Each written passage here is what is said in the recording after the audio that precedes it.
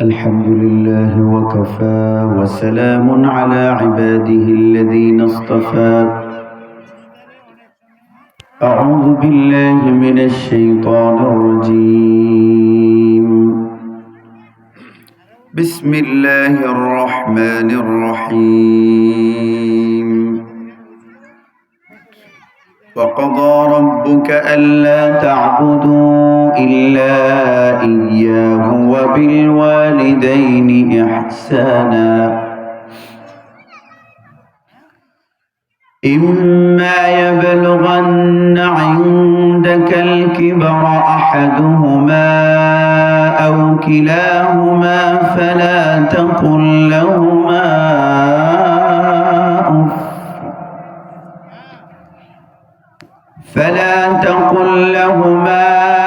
أف ولا تنهرهما وقل لهما قولا كريما واخفض لهما جناح الذل من الرحمة وقل رب ارحمهما كما ربياني صغيرا চিঠি লিখে ছোট বোন টেলিফোন করে অসুখটা যাচ্ছে মায়ের বেড়ে চিঠি লিখে ছোট বোন টেলিফোন করে অসুখটা যাচ্ছে মায়ের বেড়ে ভীষণ জ্বরের ঘরে মা কান্দা বলে ভুইলা কি গেছিস মরে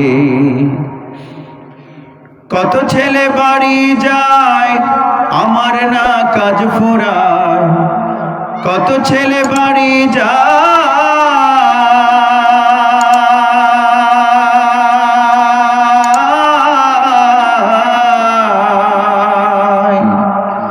কত ছেলে বাড়ি যায় আমার না কাজ ফুরায় যাব যাব তবু বাড়ি হয় না যাওয়ারে মাঝে 10 মাস 10 দিন গর্ভে ধরিয়া করেছেন আমাদের ঋণী গায়ের চামড়া কাটিয়া দিলেও গায়ের চামড়া কাটিয়া দিলেও সেই ঋণ শোধ হবে না জানি মা সেই ঋণ শোধ হবে না জানি দূর হতে বহু দূরে দৃষ্টির অগোচরে উঁচু নিচু পাহাড় আর ধুধু মরুভূমি যেদিকে তাকাই প্রভু সেদিকেই তুমি লা ইলাহা ইল্লাল্লাহ লা ইলাহা ইল্লাল্লাহ মুহাম্মাদুর রাসূলুল্লাহ সাল্লাল্লাহু আলাইহি ওয়াসাল্লাম জিলানী মসজিদ কমিটি ও এলাকাবাসীর উদ্যোগে আয়োজিত তৃতীয় বার্ষিক ওয়াজ ও দোয়ার মাহফিলের বিপুল সম্মানিত সভাপতি হযরত মাওলানা শুআইব বিন আব্দুর রউফ হাফিজাহুল্লাহ, সম্মানিত মুহাদ্দিস আল জামিয়াতুল ইমদাদিয়া কিশোরগঞ্জ, সম্মানিত সহ সভাপতি হযরত মাওলানা ডক্টর হারুনুর রশিদ আল আজহারি সাহেব, সম্মানিত প্রভাষক হায়বতনগর আনোয়ারুল উলুম কামিল মাদ্রাসা, সম্মানিত উলামায়ে কেরাম, মুরব্বিয়ান, যুবক ভাইয়েরা, পর্দার আড়াল থেকে কথা শুনছেন আমাদের সম্মানিত মায়েরা বোনেরা, আল্লাহ রাব্বুল আলামিন আমাদের উপর মেহেরবানি করেছেন। তিনি আমাদেরকে সুস্থ রেখেছেন এবং নিরাপদ রেখেছেন, গুনাহ থেকে মুক্ত রেখেছেন, কোরআনের আলোচনা করার শোনার জন্য তৌফিক দিয়েছেন। এজন্য প্রাণ খুলে শুকরিয়া জানাই আলহামদুলিল্লাহ। আমাকে বিষয় দেওয়া হয়েছে পিতামাতার প্রতি সন্তানের দায়িত্ব ও কর্তব্য। আসলে মানুষকে যদি কর্তব্যের ব্যাপারে সচেতন করা না যায় এই পৃথিবীকে সুন্দর করা যাবে না। ছোট্ট একটা উদাহরণ দিলে আপনারা বুঝবেন। হুজুরের নাম জানেন তো আপনারা? জানেন না? মৌলানা হারুনুর রশিদ সাহেব। তো তিনি আমার কাছে 500 টাকা পান বলুন, একটু বলবেন তিনি আমার কাছে কত টাকা পান? 500 টাকা। তাহলে 500 টাকা পাওয়া এটা হলো তার অধিকার, আর 500 টাকা দেওয়া আমার কি কর্তব্য। আমরা পৃথিবীর সব মানুষ যদি পাওনা সচেতন হই, আমরা যদি দেওনা সচেতন না হই, দেওনা একটা জায়গার নাম যদিও, আমরা যদি আমাদের কর্তব্যের ব্যাপারে সচেতন না হই, তাহলে পৃথিবী সুন্দর হবে না। আপনি মানুষকে শুধু অধিকার সচেতন বানিয়ে এই পৃথিবীকে সুন্দর করতে পারবেন না। এই জন্য এখানে পিতামাতার অধিকার বলা হয়নি, বলা হয়েছে সন্তানের কর্তব্য। এটা সুন্দর হয়েছে, টাইটেলটা সুন্দর হয়েছে। কারণ পিতামাতা যদি অধিকার সচেতন হয়, সমাজ সুন্দর হবে না। তিনি আমার কাছে 500 টাকা পান, তিনি তার পাওনার ব্যাপারে সচেতন, কিন্তু আমি দেওয়ার ব্যাপারে সচেতন না। বলুন, টাকা আদায় হবে? রাস্তায় দেখা তিনি বলবেন, হুজুর আমার 500 টাকা দেবেন না? 1 সপ্তাহ পরে আবার বলবেন। বড়বাজারে বাজার করতে গেলাম আমি, তিনি দেখা হলেন, আবার বললেন যে টাকাটা দেবেন না। কিন্তু আমি যদি সচেতন না হই, তাহলে তিনি কিন্তু এই টাকা মামলা করেও আদায় করা সহজ না কঠিন।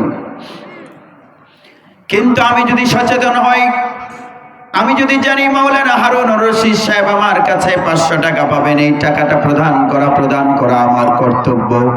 আমি যদি কর্তব্য সচেতন হয়ে যাই, তাহলে টাকা চাওয়া লাগবে কয়বার? আরে বলুন না, কয়বার চাওয়া লাগবে? একবারও চাওয়া লাগবে না, বরং আমি আমার ডায়েরিতে লিখে যাব যে আমি যদি মারা যাই, মাওলানা হারুন রশিদ সাহেব আমার কাছে 500 টাকা পান, সেই টাকা যেন আমার উত্তরাধিকারীরা সেই টাকা যেন ফেরত দেয়।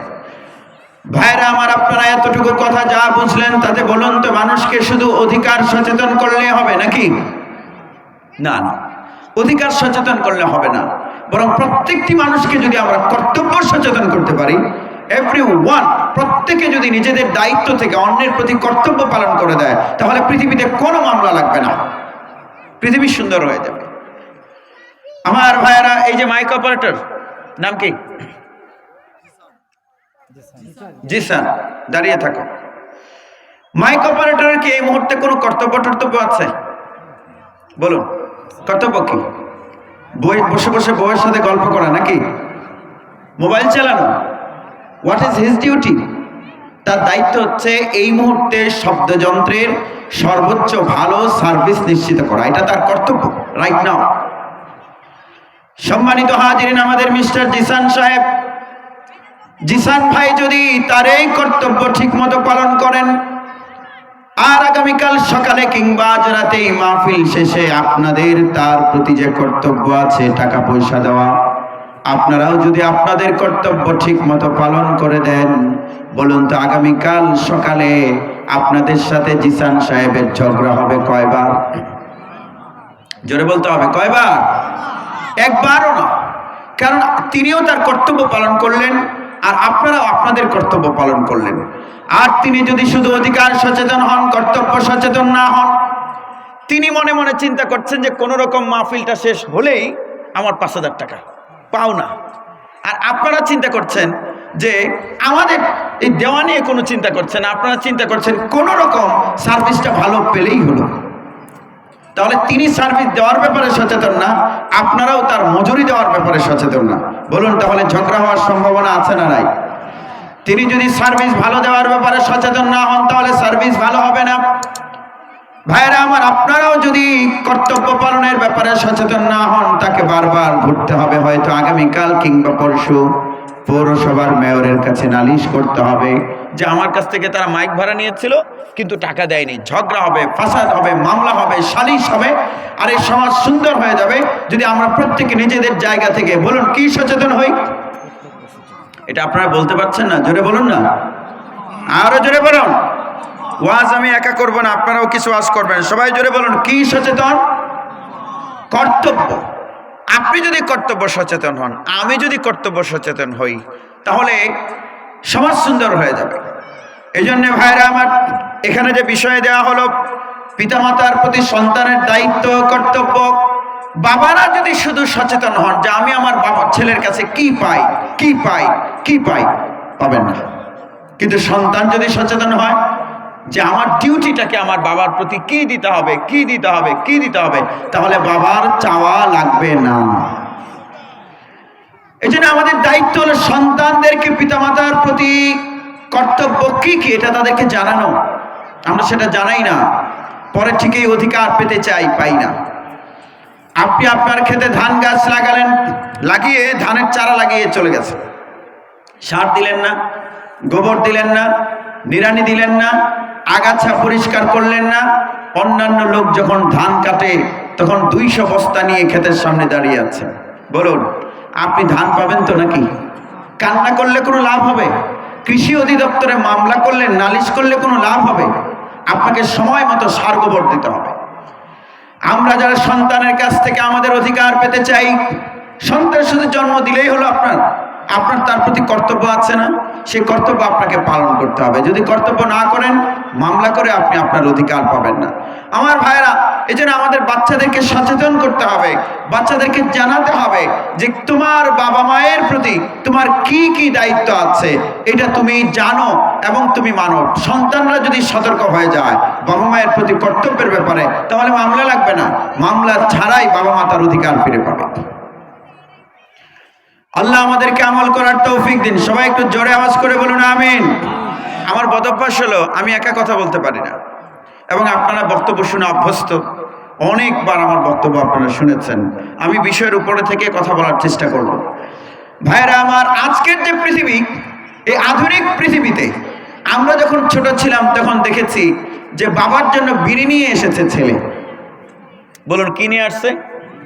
বিড়ি নিয়ে আসছে। কেন জানেন? যে বাপে বিড়ি খায়, এই জন্য ঠেলা গাড়ি চালিয়ে ছেলে যখন রাত 11টায় এসেছে তখন বাপের জন্য আকিস বিড়ি, সুবুত বিড়ি নিয়ে গেছে। বাপের এটা দিবে, বাপ এটা চেয়েছে তো এটা দিবে, সে তার কর্তব্য পালন করছে। টাকা ছিল না, কিন্তু বাবা মা যখন অসুস্থ হয়েছে জমি বিক্রি করতে দ্বিধাবোধ করেনি, জমি বিক্রি করে চিকিৎসা করিয়েছে। আজকের পৃথিবীতে আমরা, আমাদের টাকা হয়েছে, আমরা আমাদের শিক্ষাগত যোগ্যতা হয়েছে, পাশাপাশি বাবা মায়ের প্রতি উদাসীনতা বেড়েছে। এই যে প্রবীণ সিটিজেন যারা আমাদের সিনিয়র সিটিজেন, তাদের প্রতি we have a lot of duties, আমাদের অনেক দায়িত্ব আছে। সম্মানিত হাজিরিন, শুধু তাই নয়, আমরা অনেক লেখাপড়া যারা করেছি তাদের বাবা মারা বৃদ্ধাশ্রমে বেশি। আপনি খবর নিয়ে দেখেন না? আমি একটু আগেই একটা নিউজ পড়ছিলাম, দেখি এটা আমার এখানে আছে কিনা, যদি পাই তাহলে খুবই ভালো।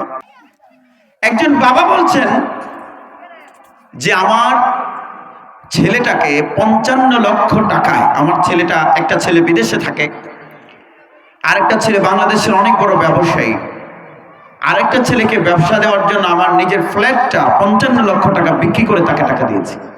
এখন আমার জায়গায় হয়েছে বৃদ্ধাশ্রম। সংকট কোথায়? আপনারা বলুন, টাকা থাকলেই কি বাবা মায়ের খেদমত করে না? শিক্ষাগত যোগ্যতা থাকলেই করে না। মূল্যবোধ থাকতে হয়, দ্বীনি শিক্ষা থাকতে হয়। আমার ভাইয়ের, আজকের পৃথিবীতে যারা টাকা পয়সাওয়ালা, আপনি যদি বৃদ্ধাশ্রমে যান দেখবেন ক্রাইসিসের কারণে, এই বাবা মাকে কিন্তু বৃদ্ধাশ্রমে কেউ অভাবের কারণে দেয় না। বাবা মাকে বৃদ্ধাশ্রমে দেয় বুঝ না থাকার কারণে, বাবা মায়ের মূল্যটা না জানার কারণে বৃদ্ধাশ্রমে পাঠিয়ে দেয়। আপনি যদি বাংলাদেশের বৃদ্ধাশ্রমগুলিতে খবর নেন তাহলে দেখতে পাবেন যারা তাদের বাচ্চাকে বাবা মাকে বৃদ্ধাশ্রমে পাঠিয়েছে তাদের বেশিরভাগ উচ্চশিক্ষিত এবং টাকাওয়ালা। অর্থাৎ বাবা মাকে ঘরে রাখলে কি হবে এই নিয়ে তারা বোঝে না, এই মূল্যটা তারা বুঝতে পারে না, এই কারণে তারা তাদের বাবা মাকে বৃদ্ধাশ্রমে পাঠিয়েছে। সম্মানিত হাজিরিন, সেজন্য এই টপিক খুবই গুরুত্বপূর্ণ। আল্লাহ রাব্বুল আলামিন আমাদেরকে বাবা মায়ের মূল্য বোঝার তৌফিক দান করুন। সবাই জোরে বলুন আমিন। আমি 3টি পয়েন্টে আলোচনা করতে চাই। নাম্বার 1 হলো যে বাবা মায়ের অবাধ্য হলে পরিণতি কি হবে। আল্লাহ নবী সাল্লাল্লাহু আলাইহি ওয়াসাল্লামকে প্রশ্ন করা হলো, মা হিয়া আকবারুল কাবাইর? মুহাম্মাদুর রাসূলুল্লাহ সাল্লাল্লাহু আলাইহি ওয়াসাল্লাম বলেছেন, আল ইশরাকু বিল্লাহ ওয়া উকুকুল ওয়ালিদাইন। 1 নম্বর বলেছেন আল্লাহর সাথে কাউকে শরীক করা, আর 2 নম্বরে বলেছেন বাবা মায়ের অবাধ্যতা করা। আল্লাহ নবী সাল্লাল্লাহু আলাইহি ওয়াসাল্লাম বলেছেন, পৃথিবীতে 2টো শাস্তি আছে, 2টো শাস্তি, 2টো অন্যায়, 2টো ভুল, 2টো মানুষের অপরাধ আছে। এই অপরাধের শাস্তি আল্লাহ রাব্বুল আলামিন দুনিয়াতেই দিয়ে দেন, তাড়াতাড়ি দিয়ে দেন। আপনি অন্যায়টা করলেন, দ্রুত শাস্তি পাবেন। এই অন্যায়ের একটা হচ্ছে বাবা মায়ের অবাধ্যতা। যে কথা বলছিলাম, আপনি যদি বাবা মায়ের সঙ্গে অবাধ্যতা করেন বাবা মাকে যদি আপনি কষ্ট দেন, পৃথিবীতে তো শাস্তি পেয়ে যাবেন নগদ, কিন্তু শাস্তি আরো থেকে যাবে। অনেক অন্যায়ের শাস্তি আল্লাহ দুনিয়াতে দিয়ে পরে আর পরকালে তাকে শাস্তি দেন না, কিন্তু বাবা মায়ের অবাধ্যতা, বাবা মাকে কষ্ট দেওয়া, এটা এমন এক অন্যায়, এটা শাস্তি আল্লাহ দুনিয়াতে দেবেন, পাশাপাশি পরকালেও শাস্তি থাকবে। বাবা মা যদি কষ্ট পেয়ে কোনো দোয়া করে সাথে সাথে কবুল হয়ে যায়। বুখারী শরীফে হাদিস আছে, বনি ইসরায়েলের এক লোক ছিল, তার নাম জুরাইজ। এই বলুন, এই লোকের নাম কি? জুরাইজ। অনেক বড় আবেদ, মরুভূমিতে তাবু বানিয়ে সেখানে শুধু নামাজ পড়তো। এই লোকটা বাবা মাকে কষ্ট দেয়নি, এমন কোনো কাজ করেনি যেটা পেলে বাবা মা কঠিন কষ্ট পেতে পারেন, এমন কোনো কাজ নয়, শুধু মা ডেকেছিল। বলুন, মা কি করেছিল? আর হি ওয়াজ পারফর্মিং সালাহ, সে নামাজ পড়ছিল। সেই লোকটি নামাজরত অবস্থায় বলল, আল্লাহুম্মা উম্মি ওয়া সালাতিক, আল্লাহ, একদিকে আমার মা আর একদিকে নামাজ, কোনটা রাখি কোনটা ছাড়ি? নামাজ ছাড়বো, মায়ের ডাকে সাড়া দেব, নাকি আমি নামাজ পড়তে থাকবো? এই চিন্তা করতে করতে করতে করতে তিনি মায়ের ডাকে সাড়া না দিয়ে নামাজ পড়েছেন, আর নফল নামাজ পড়ছিলেন। তো মা তখন বলেছেন, আল্লাহ, আমার ছেলেটা আমার ডাকে সাড়া দিল না, তুমি তাকে বেশ্যার মুখ দেখিয়ে মরণ দিও। দোয়ার সাথে সাথে কবুল হয়ে গেছে। দোয়া কবুল হয়ে যাওয়ার সেই লোক, আল্লাহ নবী সাল্লাল্লাহু আলাইহি ওয়াসাল্লাম বলেছেন, যেখানে সেই লোকটি তাঁবুটা নিয়ে ইবাদত করতেন, এর পাশেই এক মহিলা থাকতেন, বেশ্যা মহিলা। ওই মহিলার সঙ্গে এক রাখাল দৈহিক সম্পর্ক স্থাপন করলো। মহিলা প্রেগনেন্ট হলো। এলাকার লোকেরা ওই বুজুর্গকে টার্গেট করলো, মনে করলো এই মরুভূমিতে ওই পীর সাহেব ছাড়া তো আর কোনো লোক নেই, এই পীর সাহেবই তো, তাহলে তলে তলে এই কাম না? তুমি দেখা যায় তাহাজ্জুদও পড়ো, নামাজও পড়ো, আবার মহিলারা নিয়ে তাঁবুতে খারাপ কাজও করো, না হলে এই মহিলা প্রেগনেন্ট হলো কেমন? সবাই তাকে দোষারোপ করলো। ওই মহিলার বাচ্চা প্রসব হয়েছে, ওই জুরাইজকে আর মহিলাকে মুখোমুখি করা হয়েছে। সম্মানিত হাজিরিন, বেশ্যার মুখ দেখাতে হয়েছে, দোয়া কবুল হয়েছে না? তারপরে জুরাইজ বললেন, হে বাচ্চা, তুমি আল্লাহর নামে বলো তো, আমি আল্লাহর নামে তোমাকে বলছি, আল্লাহর নির্দেশে তুমি বলো তো তোমার বাবা আসলে কে? হাদিসে এসেছে আল্লাহ রাব্বুল আলামিন ওই নবজাতকের জবান খুলে দিয়েছিলেন। ওই বাচ্চা বলল যে আমার বাবা আসলে জুরাইজ না, মরুভূমির এক রাখাল। সে তার এই যে শাস্তি থেকে, বর্তা অপবাদ থেকে নিষ্কৃতি পেল, কিন্তু মা যে দোয়া করেছিলেন সেটা কি হয়ে গেছে? কবুল হয়ে গেছে। আমার ভাইয়েরা, সেজন্য আমরা যেন কেউ পিতামাতার অবাধ্য না হই, আল্লাহ আমাদেরকে তৌফিক দিন। সবাই বলুন আমিন। কেন আপনি অবাধ্য হবেন ভাই? আপনার পৃথিবী তো আপনার বাবা মা, আপনার বাবা মায়ের পৃথিবী যেমন আপনি, ঠিক তেমনি আপনার পৃথিবীতে আপনার বাবা মা। আপনি জানেন না যে আপনার মা আপনার জন্য কি পরিমাণ কষ্ট করেছে। এই জিলানি মসজিদে আমার বিয়ে হয়েছে 2013 সালের 16 ডিসেম্বর। সুতরাং এই এলাকার সাথে আমার অনেক স্মৃতি জড়িয়ে আছে। সাহেব সাহেব হুজুর রাহিমাহুল্লাহ, তিনি বিয়ের অনুষ্ঠানের দিন আমি আসার আগেই চলে এসেছিলেন। কয়েকদিন আগে এক এমপিরে দেখলাম খালেদা জিয়ার স্মৃতিচারণ করছেন, যে তিনি আমার বিয়ের আগেই চলে এসেছিলেন। আমার লাইফে এই স্মৃতিটা এরকম যে সাহেব হুজুর রাহিমাহুল্লাহ তিনি আমি আসার আগেই এখানে এসে বিয়ে পড়ানোর জন্য বা উকিল হওয়ার জন্য উপস্থিত হয়েছিলেন। আল্লাহ হুজুরকে জান্নাত দান করুন। সবাই একটু জোরে আওয়াজ করে বলুন আমিন। আমি যেটা বলতে চাই তা হলো, এই বৈবাহিক জীবনের 13তম বছরে আল্লাহ আমাকে পিতা হওয়ার সুযোগ দিয়েছেন। তো বাচ্চার বয়স যখন 2 দিন, এখন বোধহয় 11তম দিন। দ্বিতীয় দিনে আমার শাশুড়ি ফোন করে বললেন যে ওর শরীর থেকে ব্লাড নেওয়া হয়েছে, ব্লাড। তো ব্লাড নিতে গিয়ে তার এখানে দাগ হয়ে গেছে। বাচ্চাটা অনেক কান্না করেছে। আমি তখন গাড়িতে ছিলাম, আমার চোখ দিয়ে বিনা নোটিসে, আমি চিন্তা করতে হয় না, আমার চোখ দিয়ে অজর অশ্রু ঝরেছে। এবং তিনি বললেন যে প্রস্রাব হলুদ হয়ে গেছে। আমি ওয়াজ করেছি, আমার মন মানসিকতা কিছুই ঠিক নাই। আমি গাড়ির সামনে বসা, ওয়াল্লাহি আমি মনে মনে চিন্তা করেছি, আল্লাহ তুমি যদি আমার সন্তানকে নিয়ে যেতে চাও অবশ্যই তুমি নিয়ে যাবে, কিন্তু আমি চাই যদি তার হায়াত না থাকে তাহলে আমার জীবন, আমার হায়াত তুমি আমার সন্তানকে দিয়ে দাও। এখানে কোনো আইন, কোনো বিজ্ঞান নাই, কিচ্ছু নাই। Father is always father. Mother is always, বাবা মা দুজন, এর বাইরে পৃথিবীতে আর কিচ্ছু নাই। শ্বশুর অনেক হতে পারে, শাশুড়ি অনেক হতে পারে, কিন্তু বাবা কয়জন? আরে জোরে বলছেন না, বাবা কয়জন, মা কয়জন? আমি নিজে দেখেছি গরিব মানুষ কিশোরগঞ্জ সদর হাসপাতালে বাচ্চাটা 7 দিন ধরে বিছানায় পায়খানা করে, ডায়রিয়া হয়ে গেছে, পাতলা পায়খানা। ডাক্তার একবার এসে বলেছে, মাকে ডেকে বলছে, মা আপনার সন্তানের শরীরে স্যালাইন খাওয়ালাম, গলা দিয়ে ঢুকিয়েছি আগে, এখন তো বাচ্চা এনার্জিলেস হয়ে পড়েছে, তার শরীরে আর স্যালাইন খাওয়াবার সুযোগ নাই, এবার পুশ করেছি, কিন্তু এখন তাতেও কাজ হয় না, মনে হয় না আপনার বাচ্চাটা বেঁচে থাকবে। মাটা নামাজ রোজা দোয়া এতটা জানেন না, কিন্তু সেই মাকে আমি নিজে দেখেছি কিশোরগঞ্জের সদর হাসপাতালে, আমাদের নিকটাত্মীয়, উজু করেছেন, বাথরুমে গিয়ে অজু করে যায় নামাজ বিছিয়ে সেজদায় পড়ে শরীরটা নড়ছে, কান্না এইরকম করছে যে কান্না করছে যে নড়ছে, সেজদায় পড়ে বলছে, এরপরে হাত তুলে দোয়া করছে, আস্তে আস্তে হঠাৎ করে হাউ মাউ করে কান্না করে বলছে, আল্লাহ তুমি আমার নেওগা, আমার পুতেরা রেখে দাও। তো লজ্জা করে না তুই সেই মায়ের মৃত্যুর জন্য জালালি খতম পড়াস? কপাল পুড়বে। জোরে বলুন, বাবা মা বেঁচে থাকলে আমাদের লস না লাভ? সবাই কিন্তু বললেন না, লস না লাভ? কয় টাকা লাভ? কয় টাকা লাভ? কিসের লাভ? সেটা তোমার ব্যবসা থেকে কম না বেশি? তোমাকে এমন প্রাধান্য দিতে হবে, আমার ব্যবসা গেলে যাবে, আমার ক্ষেত গেলে যাবে, বাসা গেলে যাবে, বাবা মায়ের সাথে কোন ধরনের গুরুত্বহীনতা পরিচয় আমি দেব না। আল্লাহ নবী সাল্লাল্লাহু আলাইহি ওয়াসাল্লামের হাদিস, একটু উদাহরণ দিয়ে ব্যাখ্যাটা আপনাদেরকে দিই। আপনারা কি আমার কথায় রাগ করতেছেন? ক্ষেত থেকে আসলেন বেলা 10টায়, আপনার পুত্র আপনাকে গিয়ে বলল, আব্বু তাড়াতাড়ি বাড়ি আসো, দাদা তো বিছানায় পায়খানা করে দিয়েছেন। এসে আপনি পায়খানা পরিষ্কার করলেন, লুঙ্গিটা চেঞ্জ করে দিলেন, ঘৃণা করলেন না। যাবার সময় বাবার চেহারার দিকে তাকালেন আর মনে মনে দোয়া করলেন, আল্লাহ আমার আব্বা যদি বিছানায় পায়খানাও করে বেঁচে থাকুক, আমি এই হাত দিয়ে তার পায়খানা পরিষ্কার করতে প্রস্তুত আছি।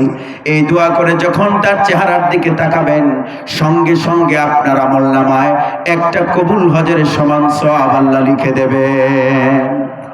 হজ করতে কয়শো টাকা লাগে জানেন না আপনারা? কত টাকা? 7 লাখ। আর 7 লাখ টাকার হজ আপনি কয়বার করতে পারবেন আপনার জীবনে? মৌলানা হারুন সাহেব যদি নিয়ত করেন যে আমি হজ করব প্রতি বছর, তিনি যদি বিলিয়ন ট্রিলিয়ন ডলারের মালিক হন, তাহলে হজ করতে পারবেন তো তিনি বছরে একবার, কারণ হজ বছরে হয় কয়বার? একবার। আপনি রমজানে উমরা করতে পারবেন, শাওয়ালে উমরা করতে পারবেন, কিন্তু হজ হওয়ার জন্য তো যুলহিজ্জা মাস হওয়া শর্ত। আপনি তো বছরে একবারের বেশি হজ করতে পারবেন না। আমার বয়স 38 রানিং, 38 বছর। তাহলে আমি যদি জন্মের পরের বছর থেকে হজ করা শুরু করতাম, এই লাইফে হজ করতে পারতাম মাত্র 38 বার। একজন মানুষ তার হাজার হাজার কোটি টাকার মালিক থাকলেও, শারীরিক সামর্থ্য থাকলেও জীবনে 100 বারের বেশি হয়তো হজ করতে পারবে না। কিন্তু বাবা মায়ের প্রয়োজন পূরণ করে যদি নেক নজরে তাদের দিকে 100 বার তাকায়, একদিনে তার আমলনামায় 100টা কবুল হজের সমান সওয়াব লেখা হয়ে যাবে। জোরে বলুন, তাহলে সেই বাবা মা বেঁচে থাকলে আমাদের লস না লাভ? লস না লাভ? আরে ধাক্কাধাক্কি করবেন না, কারাকারি করুন না, কারাকারি। আমার ভাইয়েরা, প্রশ্ন হলো তাহলে কর্তব্যগুলো কি কি হুজুর? সেটাই তো বললেন না। কর্তব্যের 1 নম্বর হলো বাবা মাকে সবচেয়ে ভালো খাবার দেওয়া। একটু বলবেন আপনারা 1 নম্বরে কি?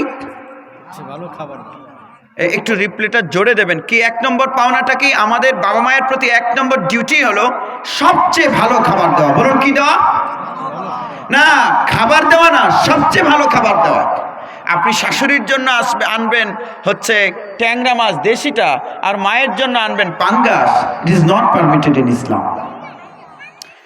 আল্লাহ নবী সাল্লাল্লাহু আলাইহি ওয়াসাল্লামকে প্রশ্ন করা হলো, মান আহাব্বুন নাস বিহুসনি সাহাবাতি ইয়া রাসূলুল্লাহ, ইয়া রাসূলুল্লাহ আমার কাছ থেকে সবচেয়ে ভালো আচরণ পাওয়ার অধিকার কে রাখেন? নবীজি পীর সাহেবের কথা বলছিলেন নাকি? কথা বলে না। পীর সাহেব, নেতা, শাশুড়ি কে? মায়ের কথা বলেছে।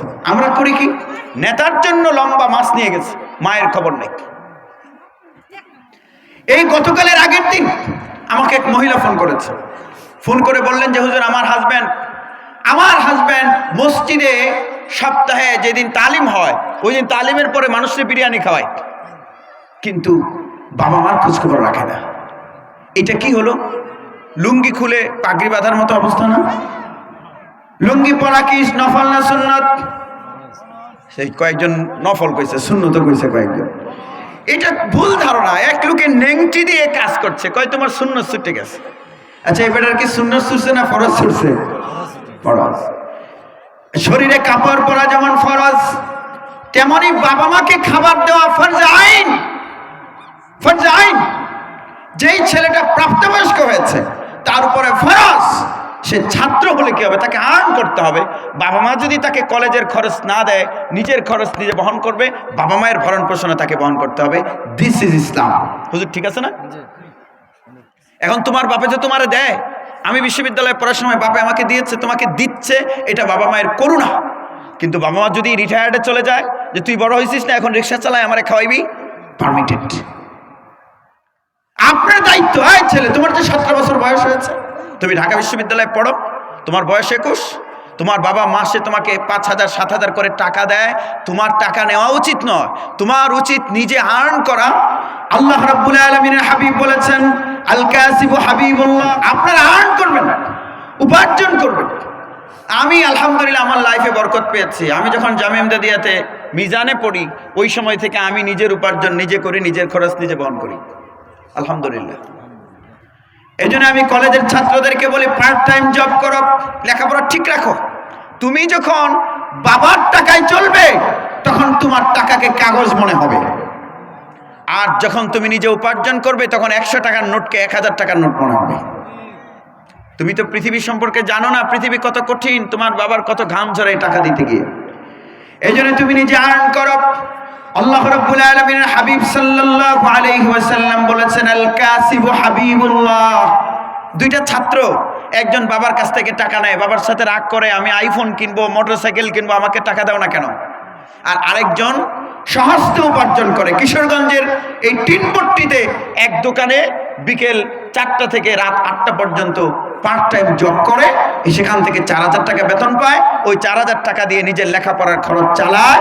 আল্লাহ রাব্বুল আলামিনের হাবিব বলছেন, এই দুইজনের মাঝে যে সহস্তে উপার্জন করে সে আল্লাহর বন্ধু। সুবহানাল্লাহ বলবেন না আপনারা? যদি কইতাম যে ইউনূসের বন্ধু, তাইলে তো খুশি হইতেন। ডোনাল্ড ট্রাম্পের বন্ধু হইলে তো আর কথাই নাই, বাংলাদেশের প্রধানমন্ত্রীও সালাম জানাবে তারে।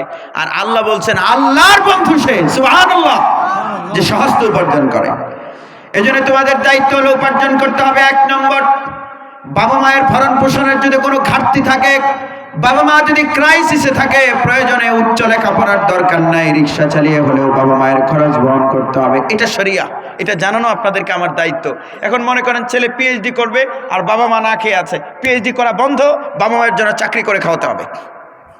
কারণ পিএইচডি করা ফরজ না। ফরজ কি? বাবা মায়ের ভরণ পোষণ দেওয়া। 1 নম্বর হলো ভরণ পোষণ দেওয়া, খাদ্য দেওয়া। শুধু খাদ্য না, সবচেয়ে ভালো খাদ্যটা দেওয়া। আপনারা কি আমার কথা বুঝতে পারছেন? আপনার ঘরে মানুষ আছে 5 জন, জোরে বলুন কয়জন? আপনি, আপনার ওয়াইফ, আপনার 2 বাচ্চা আর আপনার মা, কয়জন হলো? 5 জন। আপনার গাছে পেঁপে হয়েছে 5টা। পেঁপেকে আপনারা কি বলেন? ফাপ দাও কইন রেখে না, মাশাআল্লাহ। পেঁপে হয়েছে 5টি, মানুষ আছে 5 জন। আপনি দেখতে পেলেন একটা পেঁপে, দেখে মনে হচ্ছে পেঁপেটা খুব স্বাদ হবে। পেঁপেগুলো কাটলেন, কেটে কেটে কেটে কেটে দেখতে পেলেন একটা পেঁপে সবচেয়ে বেশি স্বাদ। ওই পেঁপেটা আপনি খাবেন না, বউকেও দেবেন না, বাচ্চাদেরকেও দেবেন না, শাশুড়িকেও দেবেন না, পীর সাহেবকেও দেবেন না। ওই যে পেঁপেটা সবচেয়ে বেশি স্বাদ, ওই পেঁপেটা মায়ের মুখে তুলে দিতে হবে। সুবহানাল্লাহ। মায়ের মুখে তুলে দেবেন আপনি। সেটা এই বেনিফিট কি? আপনি যে মায়ের মুখে তুলে দেবেন, আপনার বেনিফিট কি? আপনার বেনিফিট হলো আপনি বরকত পাবেন, আপনি আপনার লাইফে বরকত পাবেন। আল্লাহ নবী সাল্লাল্লাহু আলাইহি ওয়াসাল্লাম বলেছেন, মান সাররাহু আন ইয়ামুদ্দা লাহু ফি উমরিহি ওয়া ইউজাদা লাহু ফি রিজকিহি ফালইয়াবির আবাওয়াহু যে চায় তার হায়াত বাড়ুক, আমাদের হায়াত বাড়ুক, আমরা তো চাই না নাকি? আপনারা কি চান না হায়াত বাড়ুক? তাহলে জোরে বলতে প্রবলেম কোথায়? জোরে বলুন, হায়াত বাড়ুক চাই কিনা? তবে রিজিক বাড়ুক এটা কিন্তু আপনারা চান না, এটাও চান। মানে প্রাইমারি স্কুলের শিক্ষক হেডমাস্টার হইতে চায়, হাই স্কুলের শিক্ষক প্রধান শিক্ষক হইতে চায়, বিশ্ববিদ্যালয়ের শিক্ষক ভাইস চ্যান্সেলর হইতে চায়, এমপি কোন রকম হতে পারলে মন্ত্রী হতে চায়। কেন? মাল বেশি। আল্লাহ নবী সাল্লাল্লাহু আলাইহি ওয়াসাল্লাম বলেছেন, যে আনন্দিত হয় এটাতে যে তার হায়াত বাড়ুক, ওয়া ইউজাদ লাহু ফি রিজকিহি, এবং তার রিজিক বেড়ে যাক, সে কনস্টেবল আছে ওসি হয়ে যাক, কাঁঠাল এবার 12টা হয়েছে আগামী বছর 24টা হয়ে যাক, এটা যে চায় সে যেন বাবা মায়ের খেদমত করে। সুবহানাল্লাহ বলবেন না আপনারা? আপনি যদি চান, এইটা সিদ্ধান্ত আপনার, ডিসিশন ইজ ইয়োরস। আপনি যদি মনে করেন আপনি অভাবে পড়বেন, তাহলে সামর্থ্য থাকার পরেও শুধু টাকা গুনবেন, 99,000 হয়েছে আর 1,000 হলেই তো 1 লাখ, কিন্তু বাবা মার পেছনে খরচ করবেন না। যদি চান যে রিজিক কমুক, আর যদি চান যে রিজিক বাড়ুক, তাহলে আপনার ক্যাশ বাক্স খুলে একদিন এই পরিমাণ টাকা এনে বাবাকে বলবেন, আব্বা তুমি এগুলো খরচ করবে। বাবা খুশি হয়ে শুধু বলবে, আল্লাহ আমার ফুতের লাগে তুমি বরকতের দরজা খুলে দাও, সাথে সাথে খুলে যাবে। আমার ভাইয়ের 1 নম্বরে কি খাবার দেওয়া না সবচেয়ে ভালো খাবার দেওয়া? আরেকটা উদাহরণ আপনাদেরকে দিই। মাশাআল্লাহ আপনারা মনোযোগ দিয়ে শুনছেন কিন্তু রিপ্লাই দিচ্ছেন কম। আপনি গরুর গোশত এনেছেন, এই জোরে বলুন কিসের গোশত? তো সেই গরুর গোশতে 2টা কলিজার পিস আছে, আপনার বাবা মা আছেন, আর কয়েকটা এমন পিস আছে যে পিসগুলো খেতে অনেক বেশি স্বাদ হবে। এই পিস আপনি খেতে পারবেন না, কাকে দিতে হবে? আরো জোরে বলুন কাকে? আরো জোরে বলুন কাকে? এটা ইসলামের নির্দেশ। সবচেয়ে ভালো খাবার খাবে বাবা মা, গেল 1 নম্বর। 2 নম্বর হলো বাবা মাকে যে আপনি খাবারে প্রাধান্য দেবেন, বেনিফিট কি? ওই যে বুখারী শরীফের হাদিসে আছে, আব্দুল্লাহ ইবনে আমর রাদিয়াল্লাহু তাআলা আনহুমা থেকে বর্ণিত, 3 ব্যক্তি পাহাড়ের গুহায় আত্মরক্ষার জন্য ঢুকেছিল। মনে আছে তো আপনাদের? আকাশের অবস্থা বেগতিক, তারা যখন পাহাড়ে আশ্রয় নিল তখন এই বিশাল একটা পাথর ধপ করে পড়ে গেছে। 3 জনে খুব ধাক্কালো, সরাতে চেষ্টা করলো, পারলো না। আমার ভাইয়েরা, তারপর একজন আরেকজনের চেহারার দিকে তাকায় আর বলে, জীবন সায়ান্নে জীবনের সন্ধ্যাবেলায় উপনীত হয়েছি, আমরা তো এখানে মরবো আজকে, বউকে দেখতে পারলাম না, বাবা মাকেও দেখতে পারলাম না। তো একজন বলছে, ভাই দেখ আমরা যে বিপদে পড়েছি, এই দৃশ্য কেউ না দেখলেও, ফায়ার সার্ভিসও নাই, এই মোবাইলও নাই, বিপদ জানানোর সুযোগ নাই, কিন্তু একজন সত্তা আছেন যিনি দেখতে পাচ্ছেন এবং তিনি চাইলে আমাদেরকে বিপদ থেকে উদ্ধার করতে পারেন। আপনারা বলুন তো তিনি কে? ঠিক আছে, তাহলে তার কাছে হাত পাতো। তো আরেকজন বলছে যে, ভাই আমরা একটা নিজেদের জীবনের সবচেয়ে ভালো কাজ, একটা ভালো কাজের ওসিলা দিয়ে আমরা গিয়ে কই না যে, ভাই আপনারা যে আমি এই দিন দেখা হইছেন, যে এই যে আমি এই লোকটা, যে আমারে একটু উপকার করে দিন। এরকম আমাদের বেস্ট যে নেক আমল, ভার্চুয়াস অ্যাক্ট, এটা দিয়ে আমরা আল্লাহর কাছে প্রার্থনা করব।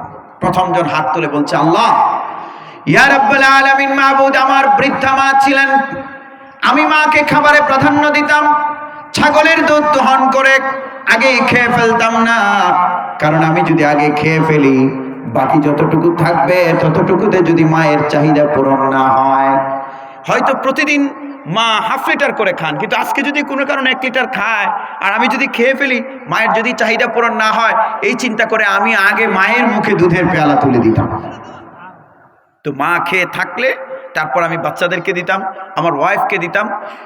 লোকটি হাত তুলে বলছেন, রব্বুল আলামিন, একদিন আমি মরুভূমিতে কাজ করতে গেছি, ফিরতে দেরি হলো, আমার মা ঘুমিয়ে পড়েছেন, আমি ছাগলের দুধ দহন করলাম, মাকে জাগালাম না, কারণ মায়ের ঘুমটা ভেঙে যাবে, মায়ের কষ্ট হবে। মাকে জাগাইনি, আমি অপেক্ষা করতে লাগলাম মা কখন জাগবেন, তারপর আমি দুধের পেয়ালাটা মায়ের মুখে তুলে দেব। রাত গভীর হতে লাগলো, আমার সন্তানের আমার পা ধরে বলছিল, আব্বা ক্ষুধা লেগেছে, দুধের পেয়ালাটা দিয়ে দাও। আমি শুধু বলেছি, মা একটু অপেক্ষা করো, তোমার দাদু ওষুধ তিনি খাবেন আগে, তারপর আমরা। ফার্স্ট প্রায়োরিটি কে পাবেন? কথা বলছেন আপনারা, কে পাবেন? এই উত্তর আপনারা দিন। বাজারের যে তালিকা, এই তালিকায় কার জিনিস আগে থাকবে? না, শাশুড়িরটা। পরে বাজার কইবেন যে আম্মা তোমারটা মনে নাই। এটাই তো হয় আমাদের, কই তোমারটা মনে নাই, আব্বা তোমারটা মনে নাই। নো, বাবা মায়েরটা এক নম্বরে, সবার আগে বাবা মায়েরটা কিনবো। রাজি আছেন আপনারা? রাজি না থাকলে আমার কিছু করার নাই, লস আপনার হবে। আমি রাজি না থাকলে আমার লস হবে। আমার পকেট থেকে টাকা বের হইতে যদি দ্বিধাবোধ হয়, বুঝবেন আমি আমার রিজিককে সংকুচিত করছি। আর যদি এমন হয় যে বাজারে সবার আগে আব্বার নাম আম্মার নাম এগুলো আগে কিনে ফেলবো, কারণ পরে যদি টাকা না থাকে। এভাবে আমি প্রাধান্য দিতাম। লোকটি বলছে রব্বুল আলামিন, আমি আমার মাকে খাবারে প্রাধান্য দিতাম। মা ঘুম থেকে জাগলেন, অনেক দেরি হলো, জাগছেন না জাগছেন না জাগছেন না। বাচ্চারা পা ধরে ধরে বলছিল, বাবা দেলাও না, একটু দেলাও, আমরা খেয়ালাই। আমি শুধু কইতেছি, মা রাখো, তোমার দাদু উঠে খেলে তারপর তোমরা খাবে। এভাবে গভীর রাত হলো, সুবে সাদিক হয়ে গেল। তখন আমার মা জেগেছেন। আমি এই গভীর রাতে, শেষ রাতে মায়ের মুখে আগে দুধের পেয়ালা তুলে দিয়ে তারপর আমি আমার বাচ্চাদেরকে, সন্তানদেরকে, স্ত্রীকে দিয়েছিলাম। লোকটি বলছেন রব্বুল আলামিন, আল্লাহুম্মা ইন কুনতু ফাআলতু হাযা ইবতিগাআ ওয়াজহিকা ফাফররিজ আন্না মা নাহনু ফীহি। রব্বুল আলামিন, সেদিন যে আমি মায়ের মুখে খাবার তুলে দেওয়াকে প্রাধান্য দেওয়ার ন্যাক আমল করেছিলাম, এই আমল যদি তোমার কাছে কবুল হয়, মাবুদ সে আমলের উসিলে আজকের বিপদ থেকে আমাদেরকে উদ্ধার করে দাও। আল্লাহ নবী সাল্লাল্লাহু আলাইহি ওয়াসাল্লাম বলেছেন, খাবারে মাকে প্রাধান্য দেওয়ার উসিলা দিয়ে দোয়া করতে দেরি হয়েছে, আল্লাহর আরশে দোয়াটা কবুল হতে দেরি হয় না। পাথর একটু সরে গেছে, পরের দুইজন আরো দুইটা ন্যাক আমলের উসিলা দিয়ে দোয়া করেছে, তারপর পাথর পড়েছে। সুতরাং আপনি এভরিওয়ান, আপনার মায়ের ক্যান্সার হয়েছে, আপনি যদি মায়ের ক্যান্সারের জন্য বাসা বিক্রি করে দিতে পারেন, আপনার লাইফের সার্থকতা। আর যদি চিন্তা করেন বাসা নাকি মা, বাসা নাকি মা, তাহলে ব্যর্থতা।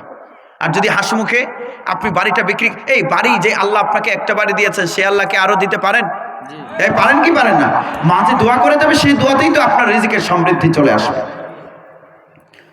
সেজন্য মাকে খাবারে প্রাধান্য দেওয়া নাম্বার 1। 2 নম্বর হলো বাবা মাকে সবচেয়ে ভালো পোশাক দেওয়া।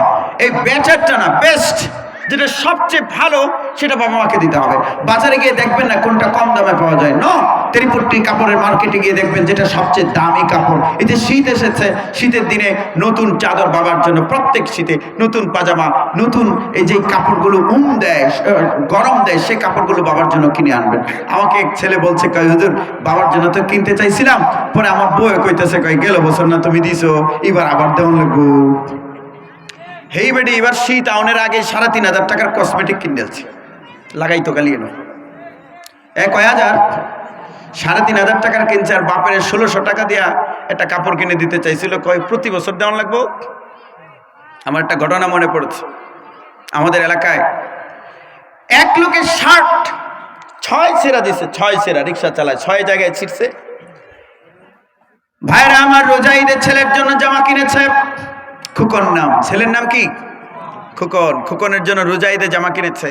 তো রোজা ঈদ থেকে মাত্র 2 মাস 10 দিন পরে কুরবানি ঈদ। বাপের জামা 1 ছিঁড়া ছিল, এখন 4 ছিঁড়া হয়েছে, 5 ছিঁড়া, 6 ছিঁড়া সেলাই। তো একটা শার্ট কেনার জন্য তেরিপট্টি ঢুকছে।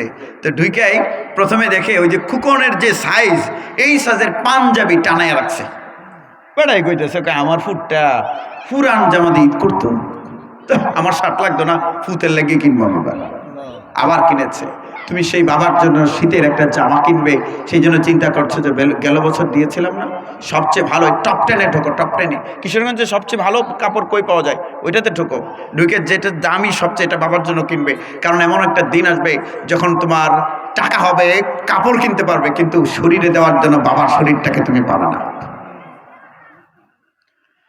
আমার ভাইয়েরা, 2 নম্বর হলো সবচেয়ে ভালো পোশাক দেওয়া। কর্তব্য কি আমাদের কর্তব্য কি বাবা মায়ের প্রতি? এটাই বিষয় আমাদের, যে পিতামাতার প্রতি সন্তানের দায়িত্ব কর্তব্য। 1 নম্বর সবচেয়ে ভালো খাবার, 2 নম্বর সবচেয়ে ভালো পোশাক, 3 নম্বর সবচেয়ে ভালো থাকার রুম। আপনার ঘরে, আপনার বাসায় 5টা রুম আছে। একটা রুমে দক্ষিণা হিমেল সমীরণ, দক্ষিণা বাতাস এসে লাগে গরমের দিনে, আর শীতের দিনে রোদের তাপটা লাগে। বলুন, এই রুমে কে থাকবেন? বাবা মা। কোন রুমে যদি আগে এসি লাগানো যায়, বাচ্চার রুমে না, বাবা মায়ের রুমে। যেই রুমটা সবচেয়ে আরামের হবে, সেটাতে বাবা মা থাকবেন। 3 নম্বর। 4 নম্বর হলো বাবা মাকে অতিরিক্ত কিছু টাকা দেওয়া। এদিকে তাকান, আপনারা কি আমার কথায় রাগটা করতেছেন নাকি? যদি জীবনের সমৃদ্ধির দুয়ার খুলতে চান, ছেলেরা, অনেকে ছেলেরা যে কলেজে পড়ে না, ইউনিভার্সিটিতে পড়ে, এরা বলে যে হুজুর আমার তো মাত্র 17 বছর বয়স, আমি এখনই বাবার খেদমত করব। আরে বেটা, এখন করবি না কখন করবি? তোর বয়স 37 হওয়া পর্যন্ত তোর বাবা বেঁচে থাকবে, এই নিশ্চয়তা তোকে কে দিল? তুই যে মনে করছিস যে আমার চাকরিটা হলে পরে খেদমত করব, তোর চাকরি হতে হতে তো বাবা বিদায় হয়ে যাবে, পাবেই না খুঁজে। এখন থেকেই শুরু করো, জুতা পরিষ্কার এখন থেকে করো, এখন থেকেই অতিরিক্ত আর্ন করে কিছু টাকা জমিয়ে বাবার জন্য অতিরিক্ত জিনিস কিনে নিয়ে এসো। বাবা যেভাবে তোমার জন্য আগ্রহ করে কিনে নিয়ে আসতো, তুমি সেভাবে কিনে নিয়ে আসবে। চামড়ার মোজা কিনে আনছে, পরে কইতেছে দূর বেটা ব্যাক কল, আমার এইটা লাগবো। কি কইছে? Back call, back call.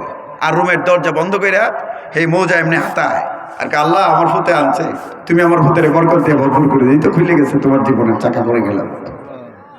এই জন্যে বাবা কি পছন্দ করে নিয়ে আস।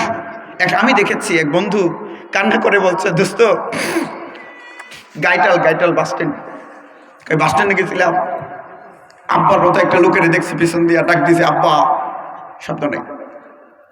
শব্দ নাই। তোমার বাবা না তো, তার অন্তরে তোমার কণ্ঠ ইনস্টল করা নাই, ওইটা ইনস্টল করা ছিল। খালি ঘুমের থেকে কইছে আব্বা, হেই বেটা লাফ মারিয়ে কইছে আব্বা বাজান কি হয়েছে তোমার? সে বাবা বিদায় নিয়ে যাবেন, থাকবেন না। তুমি এখনই আর্ন করো, বাবা মায়ের পেছনে টাকা খরচ করো।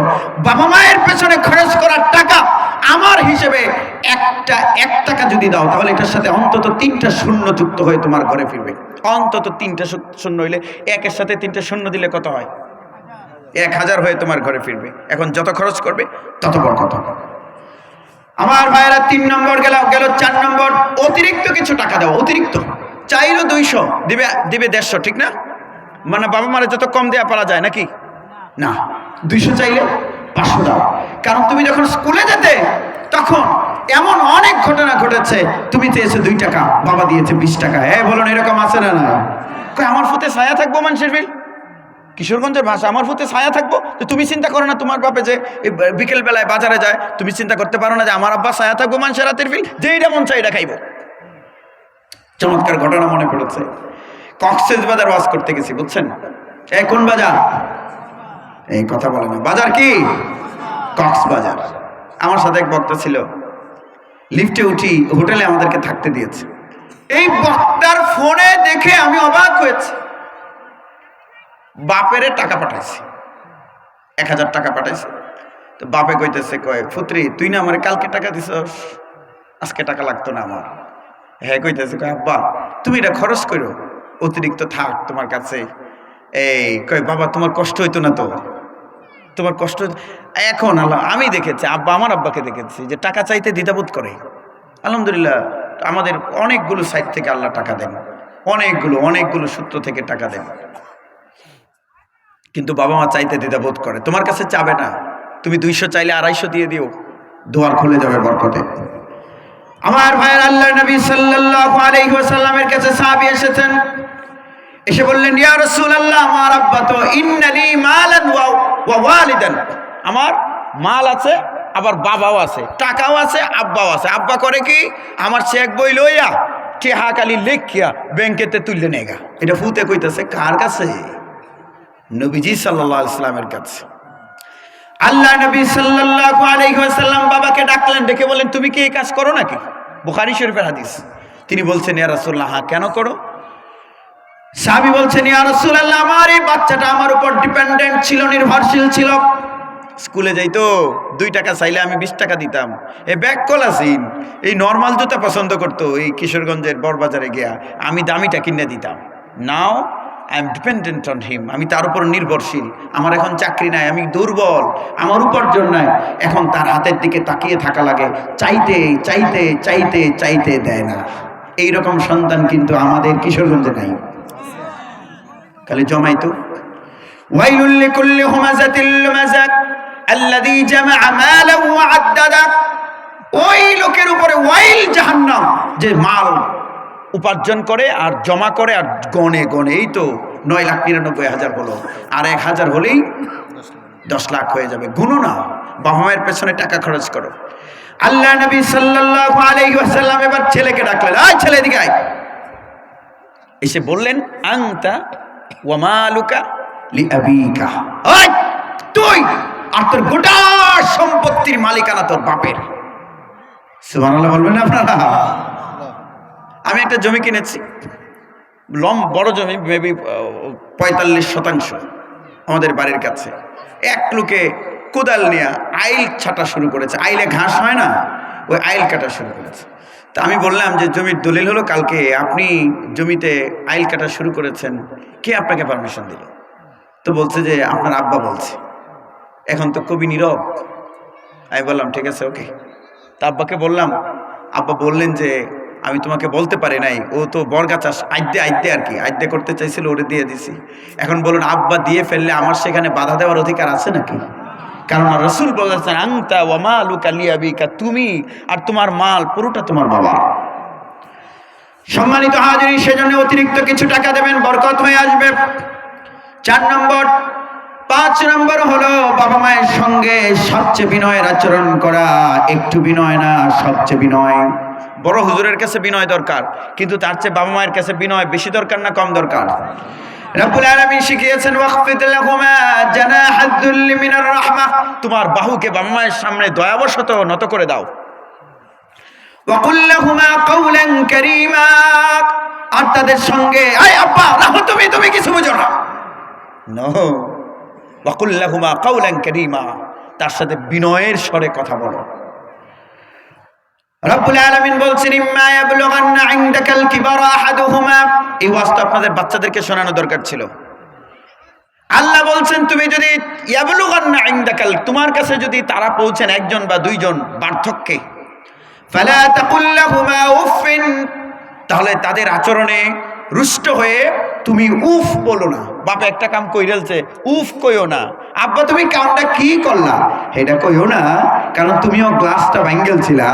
এই তোমার বাপের এই গ্লাসটা খুব শখের আছিল, এই যে বাণিজ্য মেলা থেকে কিনে আনছেন গ্লাসটা 10,000 টাকা দেয়, এইটা তুমি দুধ খাই দেখে লাথি মাইরে ফালাইয়া দিসলা, আর তোমার বাপে খালি কোলে লয়ে গেছে আমার ভূত আমার ভূত আমার ভূত। আব্বা ভালছে, কিচ্ছু হইতো না। সেই তুমি কেন 1000 টাকার নোট ছিঁড়ে ফেললে? তুমি কেন বলে আরে বাজানে কামটা কি করলো? রব বলছেন ফালা তাকুল লাহুমা উফিন, উফ বলো না। ফালা তাকুল লাহুমা উফিন ওয়ালা তানহারহুমা, ধমক দিও না। ওয়া কুল লাহুমা কাওলান কারীমা, বিনয়ের সঙ্গে বাবা মায়ের সঙ্গে কথা বলো, বিনয়ের আচরণ করো। আমার ভাইরা, বাবা মা যদি কোনো ক্ষতিও করে ফেলে, উফ আহারে করলো কি বলা যাবে না। ধমক দিও না, বিনয়ের কথা বলো, বাহুকে নত করে দাও। আর ওয়াকুল, আর তুমি বলো রব্বির হামহুমা কামা রাব্বায়ানি সগীরা, এটা তুমি বলো বাবা মায়ের ব্যাপারে, এটা বলো। আল্লাহ আমাদেরকে তৌফিক দিন, সবাই জোরে বলুন আমিন। আল্লাহও তো শিখাচ্ছেন বাবা মায়ের জন্য দোয়া করো। এই জন্য 6 নাম্বার হচ্ছে বেশি বেশি দোয়া করো। আল্লাহ তুমি আমার বাবা মাকে নেক হায়াত দান করো, বাবা মাকে বাঁচিয়ে রাখো। আমি পোলাপানকে বলি, এই যে পোলাপান আছে না ছোট ছোট বাচ্চা, এদেরকে আমি শিখাই, তাদেরকে বলি তোমরা এখন থেকে খেদমত করা শুরু করো। বাইজিদ বুস্তামির কথা তোমরা শুনোনি?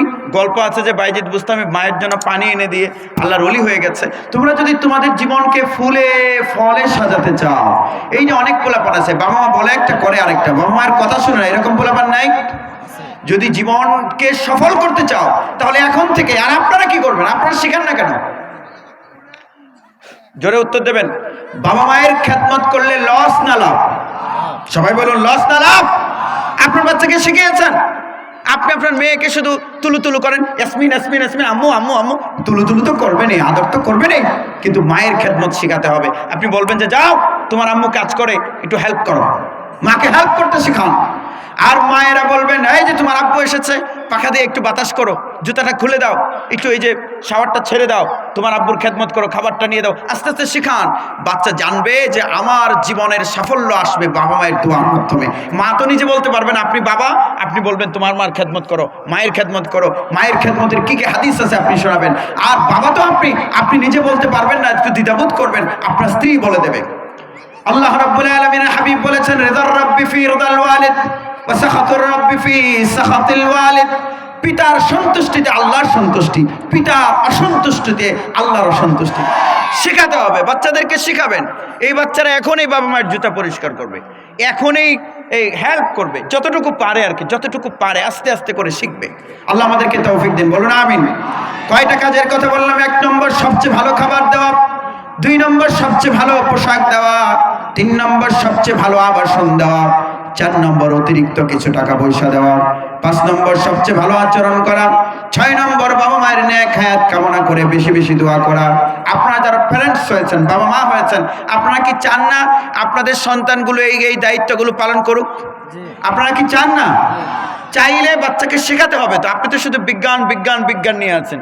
অবশ্যই বিজ্ঞান আমাদের দরকার, বিজ্ঞান শেখান, কিন্তু বিজ্ঞানের কোনো বইয়ে নাই বাবা মাকে বৃদ্ধাশ্রমে পাঠানো যাবে না। বিজ্ঞানের কোনো বইয়ে আপনারা দেখাতে পারবেন এটা লেখা আছে যে বাবা মাকে বৃদ্ধাশ্রমে পাঠানো যাবে না? এটা আছে কোথায়? ধর্মের বইয়ে, ইসলামের বইয়ে আছে। তাহলে ইসলাম আপনি কেন বাচ্চাকে শেখাবেন না? আপনি যদি চান যে আপনার বাচ্চাটা আপনার ব্যাপারে রেসপন্সিবল হোক, তাহলে কিন্তু আপনি তাকে দিন শিখাবেন। এই ছোট সময়, এখন নতুন শিক্ষাবর্ষ, আজকে 10 তারিখ, বাচ্চাকে আপনি বাংলা ইংরেজি গণিত শেখাবার প্ল্যান করার আগে তাকে দিন শেখাবেন। যদি দিন শিখিয়ে দিতে পারেন তাহলে আপনার বাচ্চাকে মামলা করতে হবে না, বাচ্চা নিজ থেকে আপনার প্রতি কর্তব্য পালন করবে। ছোট্ট একটা ঘটনা বলে আমি আমার বক্তব্য শেষ করব। আমাদের সমাজে বাবা মারে নিয়ে কি হয়? ঠেলাঠেলি। ছোট সময় যখন বাবা আসতো, পকেট ভর্তি চকলেট, 2 ছেলে গিয়ে গলায় ধরে ঝুলে আছে, 2 জন 2 সাইডে। ও বলছে আমার আব্বা আমার আব্বা আমার আব্বা, ও বলছে আমার আব্বা আমার আব্বা আমার আব্বা। তুই আব্বা ডাকিস না, আমি চকলেট খাবো, আমি আব্বা ডাকবো। আর যখন বাবা বৃদ্ধ হয়েছে তখন এর উল্টা, তোর আব্বা তুই খাওয়া, তোর আব্বা তুই খাওয়া, তোর আব্বা তুই খাওয়া। এই ঠেলাঠেলি করবেন না, কপাল পুড়ে যাবে। আর এই ঠেলাঠেলি বাচ্চারা কখন করে না? আমার এক বন্ধু 37তম BCS এর ক্যাডার, শিক্ষা ক্যাডারে ঢাকার এক নামি দামি কলেজের অ্যাসিস্ট্যান্ট প্রফেসর হয়েছে। কয়েকদিন আগে অ্যাসিস্ট্যান্ট প্রফেসর হয়েছে, লেকচারার ছিল। ও মাস 3 আগে, একদম বাস্তব ঘটনা আপনাদেরকে শোনাচ্ছি। বাংলাদেশের নামি দামি একটা আলিয়া মাদ্রাসা থেকে আলিম পাশ করে তারপর বিশ্ববিদ্যালয়ে পড়েছে। ওই মাদ্রাসায় লেখাপড়া অনেক ভালো, আদব আখলাকও শেখায় ভালো। ওই বন্ধু আমারে বলছে যে দোস্ত, আমার যে ছোট ভাইটা এহসান, ছোট ভাইয়ের নাম কি বলুন সবাই? বলে যে এই এহসান হুজুরিলে কি হইব? এহসানের ইনসাফ নাই। তো আমি বললাম এহসানের ইনসাফ নাই মানে? তো তোর ভাই তো ছোট সময় থেকে চিনি আমি, ছেলে ভালো। এহসান হলো ঢাকার গুলশানের এক মসজিদের খতিব এবং ঢাকার একটা নামি দামি মাদ্রাসার মুহাদ্দিস। তো বলছে যে হুজুরিলে কি হইব, ওর ইনসাফ নাই। তা আমি বললাম যে ওকে চিনি, ছোট সময় ওদের বাসায় আমি অনেক গেছি, ছেলে ভালো, আদব আমল আখলাক সব ভালো, আবার আলেমও অনেক বড়, মুহাদ্দিস খতিব। তা আমি বললাম বেইনসাফিটা করেছে কি? তা আমি মনে করছি যে জমি জমা নিয়ে বোধহয় ঝগড়া টগড়া আছে, কোন জমি কে নেবে, কোনটা কে নেবে, দামিটা কম দামিটা কে নেবে। ও বলছে যে আমার আব্বাকে মাকে এহসানে 6 মাস আগে বাড়ি থেকে ঢাকার বাসায় এনেছে, 6 মাস আগে, 6 মাস হয়ে গেছে। তা আমি তাকে এই 6 মাসে 3 বার তার বাসায় গেছি যে তোর বাসায় তো আব্বা অনেক দিন থাকলো, তুই একটু এবার আমার বাসায় কয়েকদিন থাকতে দে। ও দেয় না, ওর ইনসাফ নাই। আল্লাহু আকবার বলবেন না? আমি বললাম যে তোর বাবারে তোর ঘরে রাখতে হবে, এটা কোনো ব্যাপার আছে? ও খাওয়াচ্ছে তো, ও টেক কেয়ার করছে না? সে একটু চোখের পানি ছেড়ে বলছে ভাই রে, আমার আব্বা যদি আমার ঘরে থাকে তাহলে আমার রহমত, আমার ঘরে রহমত, আমার বাচ্চারা তার দোয়া পাবে না? আমি বাবাকে খাওয়াবো না? তিনি ও শুধু একা খাওয়াবে, আমি খাওয়াবো না? আমার ঘরে কি রহমত হওয়ার দরকার নাই? আপনারা কি বলেন? আপনাদের বাচ্চারা এরকম প্রতিযোগিতা করুক, কারাকারি করুক, আপনারা কি চান? চাইলে দিন শেখান। এই যে নতুন শিক্ষাবর্ষ শুরু হয়েছে, দিন শেখান বাচ্চাদেরকে, তাহলে কারাকারি করবে।